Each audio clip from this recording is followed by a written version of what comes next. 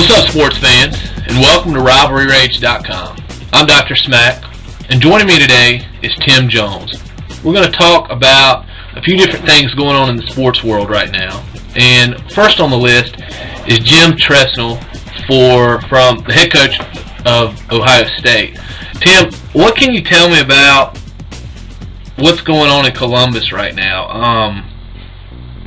Saw today that he has been suspended for 2 games by the school for violations. Is the NCAA going to come down harder on him? I think they've got to, and I would be surprised if they didn't.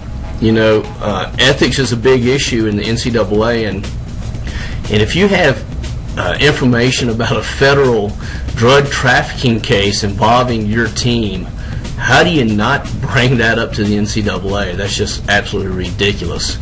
I've always questioned Jim Tressel's ethics based on nothing more than his little girly sweater vest and the tie he wears on the sidelines.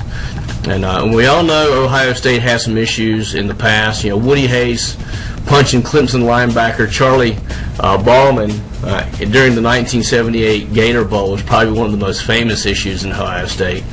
But yeah, I think the NCAA is definitely going to come down harder on him. Okay. Well, next thing I wanted to ask you about is the Miami Heat. Last night they lost 96 to 105 against the Portland Trailblazers. It's their 5th loss in a row. I think it's their 6th in the last 8 games. What is going on in Miami, and is more of this to be expected? Are we going to see more of this in the future? Well, Lord, I hope not. I think there's an easy solution to the game plan in Miami. Right now they're trying to run too many set plays. They're trying to get the ball to Bosh underneath. Bosh is not a post-up player. They just don't have that strong post-up player. Here's the easy game plan.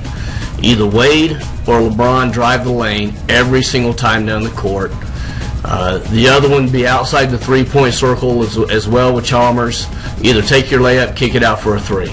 And that's the most simple game plan Miami can have. And if they do that, they'll get back on the winning track. But they're trying to think about it too much. They just need to go out there and play ball the way those guys play. Do you think they're going to turn things around and make a good run come June? Not if they keep playing a set type offense like they've kind of been doing. Once again, I think they're putting too much game plan into it. Simple game plan. You only need one play. Drive the freaking lane, kick the ball, either lay it up or kick it out. And it's that simple. If they'll do that, they'll win. Okay. All right. Well, next is Tiki Barber. He announced, I think it was today, that he was going to possibly come out of retirement. He's been retired since 2006. What do you make of this? What are your thoughts? I think Tiki's lost his mind. I've heard reports that maybe he needs money, that's why he's coming back. But good Lord, he's been out of football since 2006. Man, he must have forgotten what it's like to run up the middle and get hit by those linebackers and those bad defensive backs are in the league. I don't think he'll make it. I think he may try to make a comeback.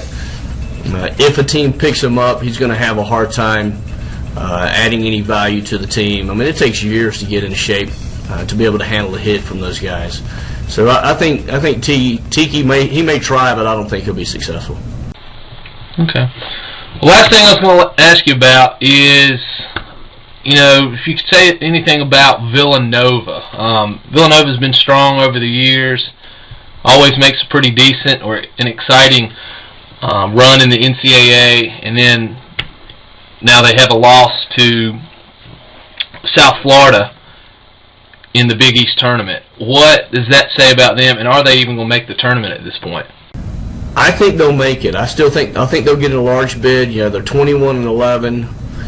They're still an awesome team, even though they've really struggled the last month or so. They're a team that, even though they've struggled, if they get into the big dance, they could make a decent run. All the Big East teams are so strong. But I think Villanova will still get in. They're not a Final Four team by any means. It just depends on how the brackets lay out. They could get a win or two in the NCAA tournament, but I think they're still in. Okay. Well, that's all from us today. Go check us out at rivalryrage.com. Sign up for a free account. Subscribe to us here on YouTube. And thanks for watching. From all of us here at rivalryrage.com, I'm Dr. Smack. Been talking with Tim, and we're out.